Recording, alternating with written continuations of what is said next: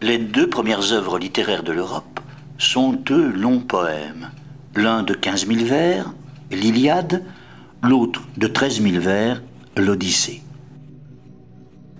Ils sont la création d'un poète aveugle et itinérant, Homère, s'il faut en croire la tradition, et qu'il composa vers 720 avant Jésus-Christ. On trouve dans ces poèmes des héros célèbres et des mythes qui sont la base de notre culture européenne. Les deux poèmes sont fort différents.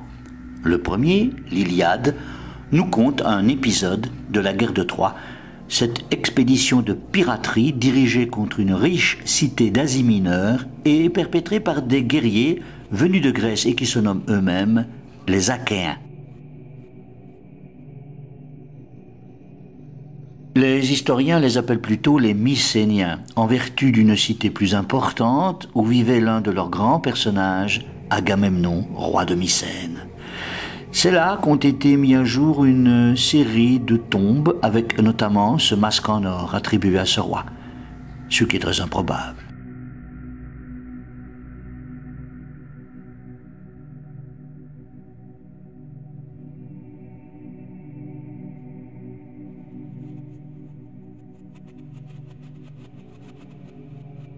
Mais aussi la fameuse porte des Lionnes, l'unique sculpture monumentale de cette époque et dont le linteau pèse 52 tonnes, s'il vous plaît.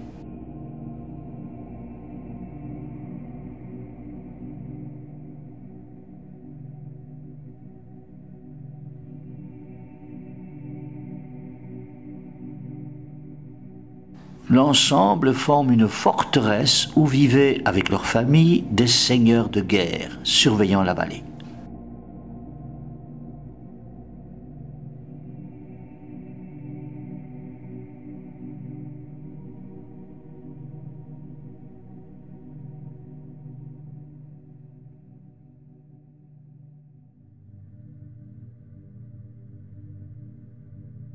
Non loin, un tombeau à coupole, dit le trésor d'Atrée.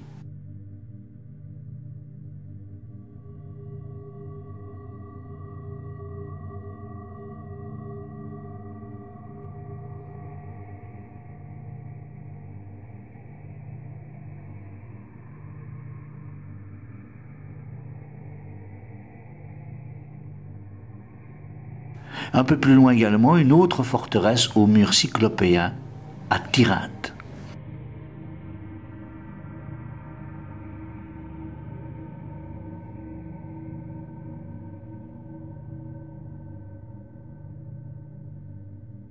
Mais qui étaient ces gens ?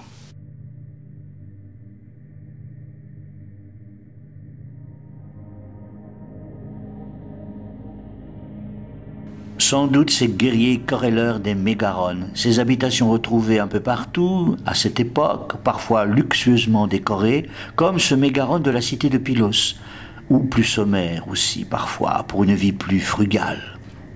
Ce sont des guerriers vêtus d'armes de bronze et très volontiers batailleurs et pillards. Cette culture déferle sur la Grèce et plus tard sur la Crète vers 1600 avant Jésus-Christ et dominera le pays pendant 300 ans environ, jusqu'à l'âge du fer. Ces Mycéniens ou Achéens sont ces mêmes Grecs qui attaquent et prennent la cité de Troie, cet épisode dont Homère a par conséquent fait le récit. Je chante aux dieux la colère d'Achille. Par ce premier vers commence l'Iliade. Homère, d'ailleurs, ne raconte pas toute la guerre, mais seulement un moment précis, avec quantité de prouesses, il est vrai. Les Grecs donc font le siège de Troie. Au départ, il s'agit de venger un grave affront. En effet, Paris, fils du roi de Troie, a enlevé la femme de Ménélas, le roi de Sparte et frère d'Agamemnon. À l'époque, les femmes sont des proies dont on s'empare sans scrupule. Hélène est une femme sublime, la plus belle de toutes, et Paris ne veut pas la rendre. Outrage, vengeance, Les Grecs se rangent derrière le roi délaissé pour laver avec lui l'honneur de tous les Grecs. Le pays de Troie est donc envahi, mais une querelle saisit rapidement Achille, le meilleur d'entre eux, furieux après le roi Agamemnon qui lui a volé une captive. Il cesse de combattre. Et comme il est un guerrier exceptionnel, son absence se fait durement sentir et les Grecs subissent de lourdes défaites.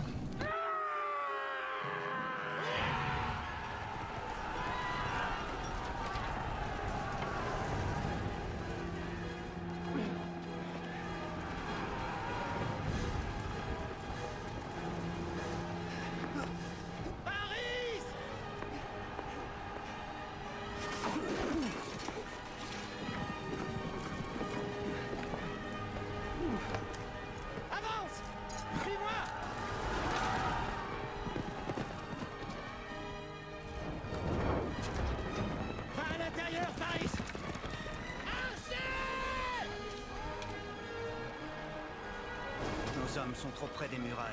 Reviens, vieux fou.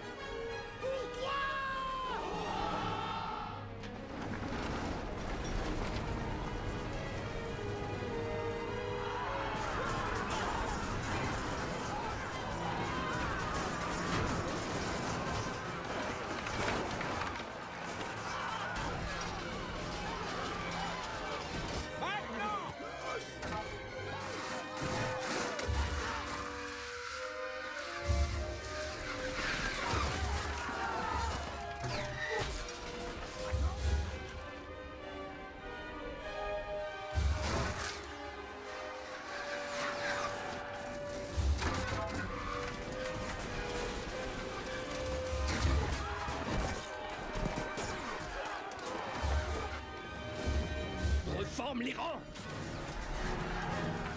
Que les soldats reforment les rangs. Première ligne, en avant.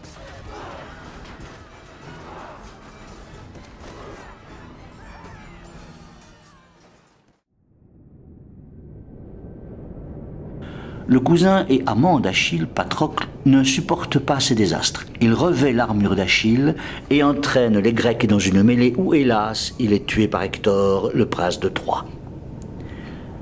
Achille venge son cousin en tuant Hector. Fin de l'histoire, avec bien sûr quantité d'épisodes bien sanglants, faits pour séduire et émouvoir l'auditoire auquel s'adresse ce long poème, c'est-à-dire les seigneurs de guerre de Mycène. Pour montrer l'importance des combats, les dieux y prennent part, s'impliquant dans un camp ou dans un autre. L'épisode du cheval de Troie est raconté dans le deuxième poème, l'Odyssée, qui conte l'errance d'Ulysse, un autre héros grec. La cité de Troie fut donc prise par ruse. Ulysse avait imaginé une fausse retraite de l'armée tout en laissant derrière elle un immense cheval de bois symbolisant Poséidon, le dieu protecteur de la ville.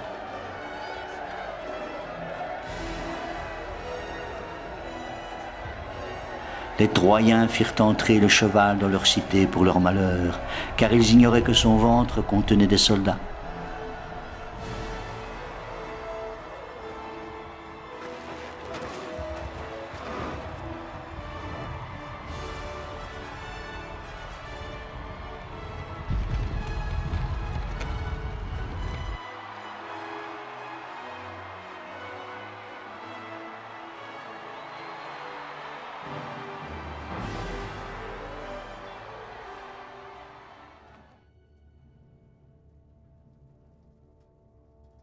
Ceux-ci, le soir venu, coururent ouvrir les portes de la ville.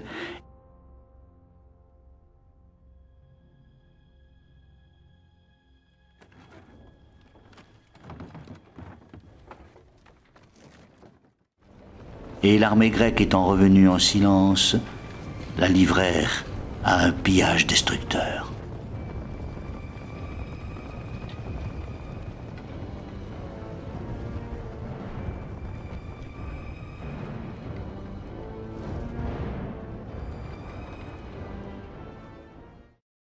Notons que l'événement se serait produit vers 1250 avant Jésus-Christ, c'est-à-dire 500 ans avant le récit poétique d'Homère. Ulysse fut puni par Poséidon, rancunier en diable.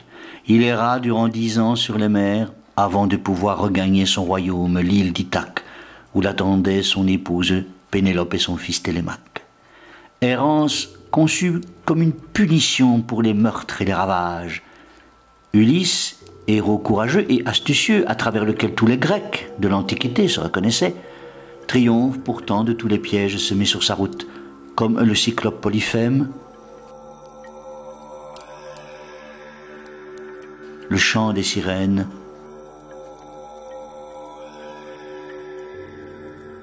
ou les mangeurs de lotus.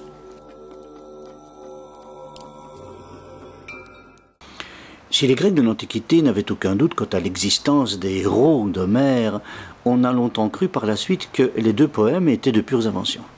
Des contes destinés à égayer les longues soirées d'hiver d'une aristocratie guerrière, d'une Grèce archaïque encore mêlée de sauvagerie. Jusqu'à ce qu'un Allemand, Heinrich Schliemann, copieusement moqué d'ailleurs pour cette obsession, parte en Turquie à la recherche de la ville de Troie et, à la surprise générale, il la trouve en 1871 sur la colline d'Issarlik. On peut voir ici les ruines imposantes des différentes versions de la cité, empilées les unes sur les autres depuis la plus haute antiquité jusqu'à l'époque romaine.